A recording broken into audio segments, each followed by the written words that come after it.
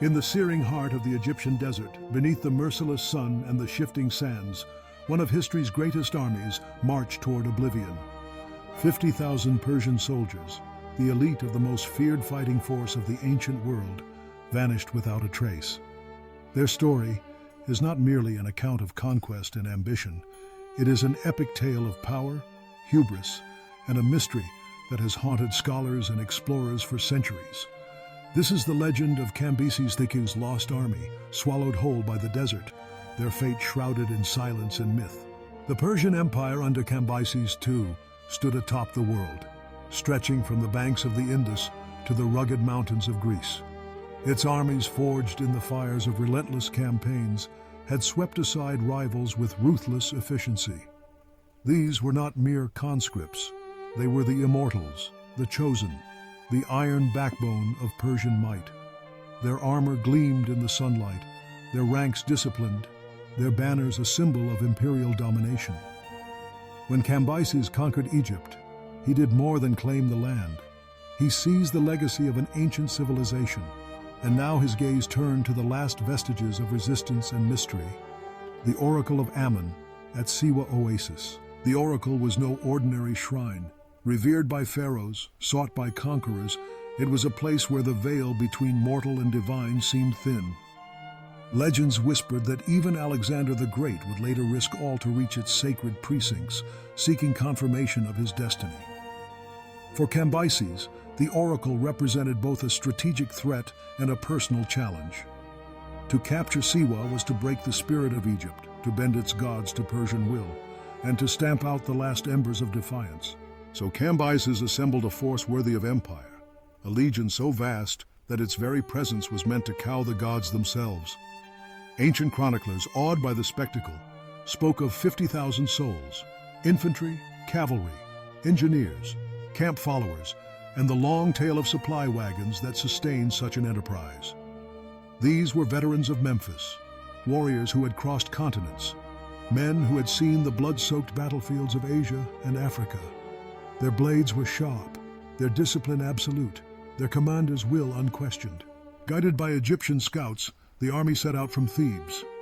The desert route to Siwa was not unknown. Merchants and pilgrims had crossed these wastes for generations. 7 days, said the guides, through a land of stone and sand, past the life-giving waters of Kharga Oasis.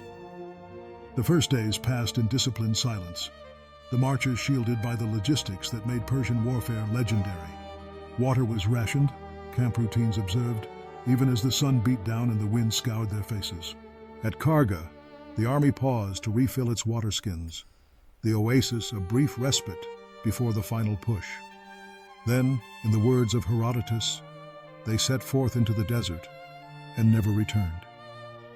Not a single survivor stumbled back. Not a scrap of armor, not a battered shield or broken spear. Not the bones of the fallen were ever found. The desert had swallowed them whole, erasing the greatest fighting force of its age as though they had never existed.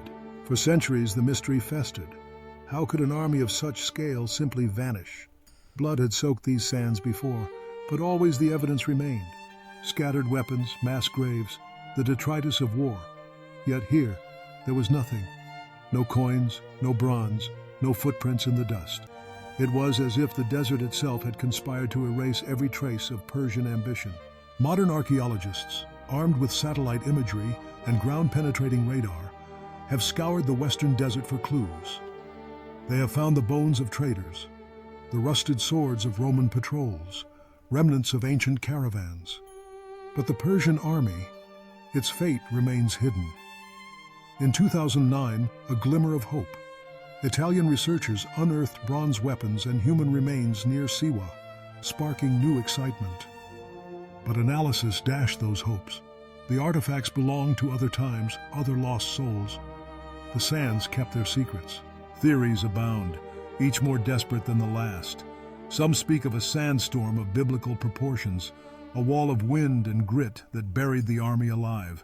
The Sahara is capable of such violence, its tempests legendary, but to entomb 50,000 men and leave not a single artifact, such a storm would be unprecedented, apocalyptic. Others imagine thirst and desperation, A miscalculation of supplies, a lost path, men dying by the hundreds, their bones ground to dust by centuries of wind. Yet the desert preserves much. Even the smallest trading parties have left their mark. How could a force so vast leave only silence? A darker vision haunts the edges of the tale. Perhaps the Persians were ambushed, cut down by nomads who vanished into the dunes, their bodies and weapons scavenged and scattered. But nomads, for all their skill, would have faced the full terror of Persian discipline and steel. Such a massacre would have echoed through Egyptian and Persian legend, yet the records are mute. Some even suggest that Cambyses lied, that the army was never sent, that the lost army was a ruse or a cover for some other disaster. Yet the ancient accounts, from Herodotus to Egyptian guides, are consistent. The army marched, the army vanished. The desert itself is a living foe. Its geology is complex, a maze of ancient riverbeds, shifting dunes, and buried fortresses. Archaeologists have learned that what is visible one year may be hidden the next, and the ground can swallow armies as surely as any enemy. Yet the silence remains total. No Persian armor, no trace of the greatest military force to vanish in antiquity. Cambyses, haunted by his loss, spiraled into madness. His empire, shaken by the disappearance, teetered on the edge of chaos. The shockwaves reached the heart of Persia, undermining authority and sowing the seeds of rebellion. For the Persians, the loss was not just logistical, it was spiritual, a blow to the myth of their invincibility. The story of Cambyses' lost army is not only a tale of military mystery, it is a testament to the savage unpredictability of ancient warfare. These warriors, forged in conquest, believed themselves invincible. Yet the desert cared nothing for their banners or their boasts. It swallowed them in a single, merciless gesture. The silence that followed was deafening. What happened next shocked even the hardened veterans of the ancient world. The greatest fighting force of its age, erased from history, leaving behind only questions and legends. And so, the search continues. Archaeologists return, year after year, scanning the sands for a glint of bronze or the curve of a skull. Each new technology brings hope. Each discovery, a potential breakthrough. But the desert holds its secrets close. The fate of Cambyses' lost army remains the ultimate cliffhanger, a challenge to our understanding of history, a call to those who would unravel the mysteries of the past. Will the bones of the lost Persians ever be found? Or will the sands of Egypt keep their silence for another 1,000 years? The answer may still lie beneath the waves of heat and dust, waiting for those brave enough to seek it.